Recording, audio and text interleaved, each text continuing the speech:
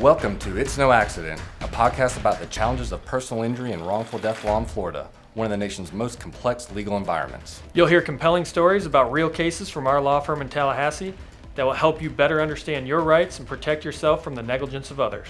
I'm Mark Nonni. And I'm Jaeson Homola. And this is It's No Accident. All right, we've got another question from a listener or from somebody on our website, and honestly, these questions are really good in terms. It seems like these people have claims. So if you got a claim, you got this question, go ahead and give us a call. We can walk you through what you need. If we can't help you, we'll get you sent to who we think can help you, get you pointed in the right direction. And the reason I say that is this next question might be a situation where we could help, but it might be a situation where we would have to send you to an attorney that we refer cases to. But the question is, my brother was injured on a job at a construction site. The company is offering what I think is a very small settlement, but he doesn't want to ruffle feathers and lose his job. How does he know if it's fair before signing the agreement? Mm-hmm. And if he does lose his job, does he have any recourse? Right. As a result? Right. Yeah. So I guess to take the last part first, in terms of losing your job, that's over the years we've had lots of clients who've had similar situations like this. That's always a concern, right? Am I going to lose my job? And unfortunately, typically the answer is it's entirely possible that you can, right? Sure. It's not like an automatic thing. It's obviously up to the employer if they want to fire you or not. But I guess my point is typically there's no necessarily that can be any protection against that in terms of the way Florida law is, right? Unless you can prove that it was specifically because you brought a workers' compensation claim. Right. Then you have a retaliation claim against them. Right. But otherwise. Yeah. Typically it's, in Florida, you can get fired, like generally speaking in Florida, you can get fired for any reason or no reason at all. Unless it's for like a discriminatory purpose, right? So they can't fire you because of your age or your race or your sex or anything like that. But aside from that, you have no real protections. I think back when they were all passing the law, they call it, this is a right to work state, right? Yeah. And that was the way they framed the law that basically said your employer can fire you for any reason. You really have no recourse at all, like I said, unless you can prove, gender discrimination or race discrimination or religious discrimination. It's more like a right to fire state. Yeah. Exactly. And the only other exception to that is if you have a contract, right? So like if you actually have a contract with your employer where they're saying we're going to employ you for this amount of time under these conditions, and they fire you and you could prove they breached the contract, then you could do something about it. But more times than not, most people don't have contracts. Like especially a construction worker, I highly doubt it's going to have a contract. And so that is something to consider when you're talking to a client about this. It's like, if you bring this claim, they could end up firing you, and there's most likely not anything you can do about it. Yeah, and there is a portion in the workers' comp statute though that says if you're able to prove that you lose your job as a result of bringing a workers' compensation claim, you do have a claim for retaliation, right. And you can bring a claim against your employer for firing you because you brought the workers' compensation claim. Right. What I have, most employers are keen to the fact that that's in the workers' compensation statute. So what I've seen in the past is, or at least what workers' comp attorneys has told me what happens, because we typically refer out workers' compensation cases to other attorneys. Right. They will, they'll go through the process of allowing you to make your workers' compensation claim. But at the end of the workers' compensation claim, 99% of the time there's going to be what's called a washout settlement, or just a settlement that basically resolves the entire workers' compensation claim. And a lot of times the employer will put in the settlement agreement that you're losing your job as a result. You're agreeing. So you're agreeing to resign from your position at the time of this settlement.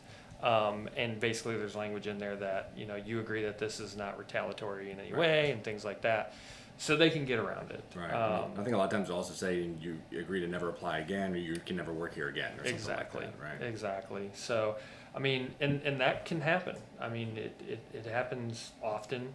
That's why it's important to have a good workers' compensation attorney to represent you and push back on things like that. We have some great workers' comp attorneys in Tallahassee. If we get calls on workers' compensation cases, we know enough we know enough to counsel people to a certain extent. I like to say we know enough to be dangerous. So, we're able to advise folks on how a workers' compensation case might have some overlap with a separate personal injury case. That's part of the same set of facts.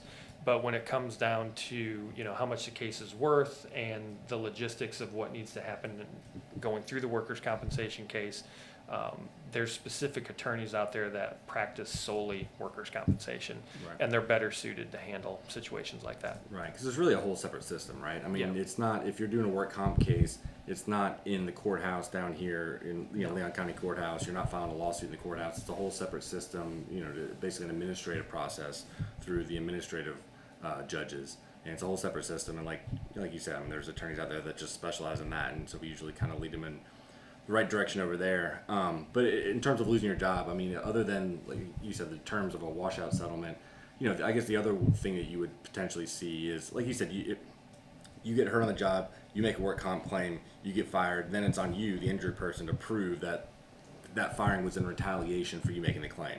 So another way around it would be for the employer to have other documented reasons of why they fired you besides the work comp claim, right? And so I would expect in that scenario, potentially, all of a sudden your employer or your supervisors are going to be on your butt trying to document every little nitpicky thing, right? Being late, poor performance, whatever, right? And so that way, in documenting a file, so that way if they end up firing you, they'll be able to say, no, we didn't fire you because of your work comp claim. We fired you because you're a crap employee. We fired you because you were 3 minutes late, 5 times over the last year. Exactly. And that's why we fired you. And we told you after the first time and after the second time we gave you a warning, and now you're getting fired. Exactly. So in practice, you're right. That's what can happen. You ruffle some feathers, and all of a sudden your manager is looking a lot more closely at what you're doing than what he or she was doing before. For sure. Another thing with this, like you just kind of mentioned though, like a lot of people I think don't realize that if you get hurt on the job, sometimes you just have a work comp claim and that's it. And sometimes you can have both a work comp claim and a separate personal injury claim. And I know that's something when someone calls here or contacts us and they're talking about on-the-job injury, that's something we always right off the bat try to identify, right? And how do you figure that out? Whether you have both or just both of the claims or just the work comp claim? So the way that I always explain that is if there's only one defendant that is liable for your injury, then you're most likely only going to have a workers' compensation, and that defendant is your employer. Right. You're most likely only going to have a workers' compensation claim. So if you say you slip on something on the floor while you're working at your job while you're a bartender or something along those lines, and you hurt your back and you make a workers' compensation claim, well, there's not going to be any third party other than people working inside your employer's organization that can be held responsible for you falling. Right. Now, the flip side of that is if you are, say, your company your company rents a vehicle for you to drive down to Orlando to go to a meeting. And on your way down to Orlando, you get rear-ended by another driver. And you're on the job at the time when that happens. You have a workers' compensation claim to cover your lost wages and your medical bills and any future medical treatment that you might need. But then in addition to that, you have a claim against the person that hit you. So you've got not only the workers' compensation claim that's going to be providing benefits for you for your medical treatment and your lost wages, you've got that separate claim against the driver of the vehicle that was negligent and hit you and caused the wreck, and you can get compensation from them as well. Right. So so ultimately you could potentially get two separate settlements, right? Like a personal injury settlement through the insurance of the vehicle that hit you, and then a separate settlement through work comp. Right.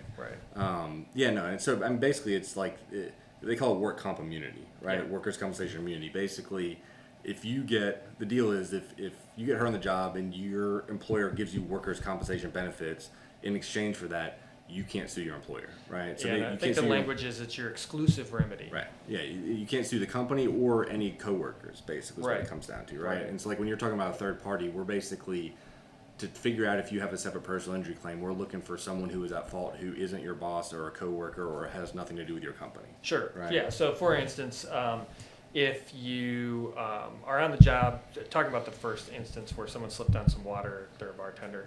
If there was a company that was coming in to clean the floors and that company put too much wax on the floor or something, and that's what caused you to slip, you would have a claim against that company because there's a third party that you're now bringing in and claiming negligence. Because one of the things people don't realize about workers' comp is part of the trade-off for workers' comp is if you get injured on the job, in order to be eligible for those benefits, you don't have to prove that your employer was negligent in any way. Like, you don't have to prove that they did anything wrong. All you have to do is prove that you were injured and you were on the job at the time when you were injured. Now, the trade-off to that is that, number one, it's your exclusive remedy. You know, you can't bring any sort of personal injury action outside of workers' comp against your employer. That's the first trade-off. The second trade-off is that under workers' compensation, there is no remedy for non-economic damages, pain and suffering, mental anguish, things that would be considered non-economic damages. Right. No, yeah, for sure. So in this scenario with the construction site, I mean, it's basically figuring out if you have just the work comp claim or you have the work comp and a separate personal injury.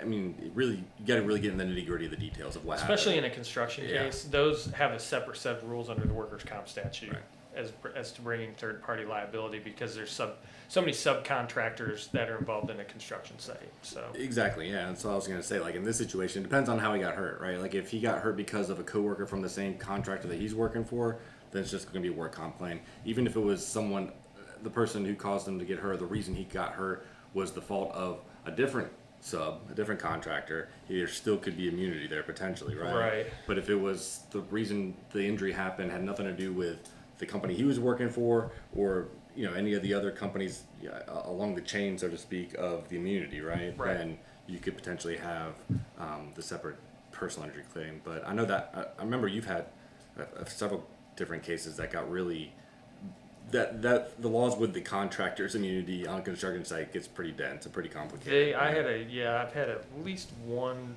possibly two cases that dealt with the construction. There's a separate section of the workers' comp code that deals with construction cases and the interplay between having a personal injury case, and it can get extremely convoluted very quickly.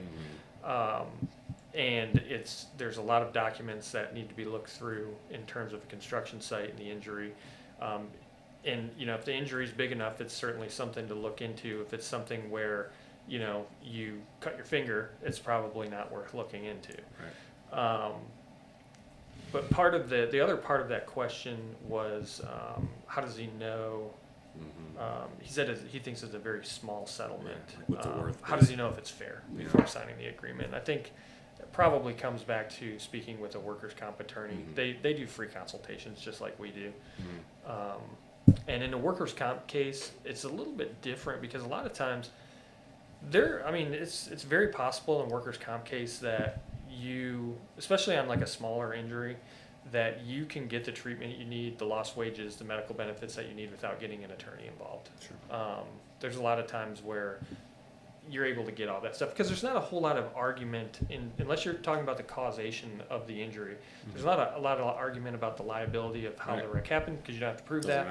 Matter, and then there's not a lot of argument over the medical bills because there's a workers' compensation fee schedule or they follow a certain fee schedule as to what's being paid out. So sometimes you can get these workers' compensation claims resolved, especially on more minor injuries, without getting an attorney involved. If you've got what you would consider to be a more serious injury and you feel like the amount that's being offered is small, talk to a workers' comp attorney. They might say no and explain to you, well, you can't get pain and suffering in a workers' comp case. These are what your medical bills are. Doesn't look like you're going to have a whole lot of future medical treatment. This is probably a decent settlement for this type of case, unfortunately. Or they might look at it and be like, well, you haven't looked at this, this, and this, and they're not compensating you for this, this, and this. And they say, this is too small. We need to try to get you more. Sure. Yeah, no, I agree. I mean, I've seen that before too, where, it's like you said, if it's more of a minor injury, you get your treatment, you get your lost wages, and you don't necessarily need an attorney to do all that. And then you get back to work, right? And then and at that point too, there's probably even less of a chance that you're going to have adverse impacts in terms of the threat of losing your job, right? Yeah, to be honest, that's a good point. I would say that as soon as attorneys get involved, that's when the feathers start to get ruffled on the other side, because there's this whole idea of, well, you're suing me. Right. Why are you suing me? Right. And sometimes you need to do that if it's serious enough, but sometimes if it's not that serious, you get your treatment and you're back to work and you're pretty much 100% back to normal. Probably not worth it, Right. So, but just in terms of the value, what's the case worth? I mean, like you said, I agree with what you're saying in terms of specifically for a work comp case, but even for the cases we handle. I mean, I think one of the things I usually try to explain to people is one of the main benefits of, like, if you get into some type of incident happens, you get hurt, whether it's a work comp situation or just a straight personal injury situation. The main benefit, I'd say, of hiring an attorney like us would be to help you figure out what's it worth and what's fair, right? Like, because most average Joe people out there who aren't attorneys, you have no clue what a case is worth, right? And you're dealing with an insurance company that has insurance adjusters that they spend a lot of money training on how to handle these things and what the law says and what you're entitled to and what you're not entitled to. And so if you don't know any of that stuff, you're at a huge disadvantage in terms of knowledge, right? And it's easy to get taken advantage of. And, it's easy. I've had plenty of times where people took a settlement and talked to me afterwards, and at the time they felt like they got a really good settlement, but they didn't know what they didn't know, and in reality they got screwed, and so talking to an attorney like us is, the main benefit is we can help figure that out for you, right? Or on the flip side, there might be, like, I've had situations where somebody might be with another attorney and they call and they're like, I feel like my attorney's working for the other side, the amount of money that's being offered seems really low to me, but my attorney's saying that I should take it. And unfortunately, there's a lot of advertising out there now within the last 10 years about what attorneys are getting for settlements. Well, I'll be the first one to tell you that most attorneys aren't advertising their $10,000 policy limit settlements or their $35,000 settlements or their $50,000 settlements. They're talking about their outlier cases. So they might have a client that has that got $750,000 or $2 million or something like that. And they work the case all the way up through trial, and the person has, maybe they've got a spinal cord injury or brain injury or something like that, and the client that we're dealing with has, unfortunately, they called and they're like, this seems like a low number, but my client's saying it, or my attorney's saying it's fair, and it's a low speed collision, and they've had pre-existing issues, and it's aggravated that pre-existing issue, and there might be some comparative negligence issues as well. And you start looking at all the facts in the case and you're like, well, actually, it probably isn't a bad offer. Right. Pretty fair. Sometimes you might be like, absolutely not. But, and you'll get people that call to be like, well, I just saw a commercial the other day and, so-and-so got $1 million and they weren't even hurt. Right. And you're like, well, how do you know they weren't hurt? Right. Well, they looked fine while they were standing there in the commercial. Exactly. Or the billboards like on the turnpike or on 75 or 95. Like you don't know if they've had 6 surgeries. You have no idea. There's the advertising that's being done a lot of times is skewing what people might believe is a normal value for a case. For sure. No, absolutely. I mean, I guarantee you any of those billboards you see where if the person got $1 million or $2 million or whatever, something really bad happened to them. They didn't just stub their toe and, go to the doctor a couple times. Yeah. And most of the time, if you talk to the person that's up on that billboard, they'd be like, yeah, if I could give the money back and not have to have gone through 15 surgeries and have a bad back or neck the rest of my life, I would give the money back in a heartbeat. Right. And, and really part of what we're talking about here is kind of something we talked about before, which is, it's hard to have people understand the severity of what happened to you when it's not obvious externally. You could have a terrible back injury, but if I'm looking at you, I can't tell that. Right. And it's like the same thing when we're at trial, right? Like we talked about before, and trying to get juries to understand the significance of what's happening to the person when it's not immediately obvious outwardly, right? Right. And you're talking about medical terms, and you're talking, like I said previously, you're looking at MRI films that not everybody can understand, and you can have a doctor explain those MRI films as much as possible, but I mean, we look at them all the time, and still, it's difficult for me to, like, if I didn't have a doctor pointing something out to me, it'd be difficult for me to see exactly where the injury is on an MRI. Sure, and there's no way to put that on a billboard. No, you know what I mean? No. So that's why it's people that don't realize sometimes, like, They just see the person smiling with their $1 million check. Yeah. They don't realize. Yeah. Really It's kind of like social media where, people post the best parts of their lives, not the worst part of their lives. Right. It's, I can guarantee you that person's not happy like that all the time. Sure. So. This conversation continues and much more on the next episode of It's No Accident.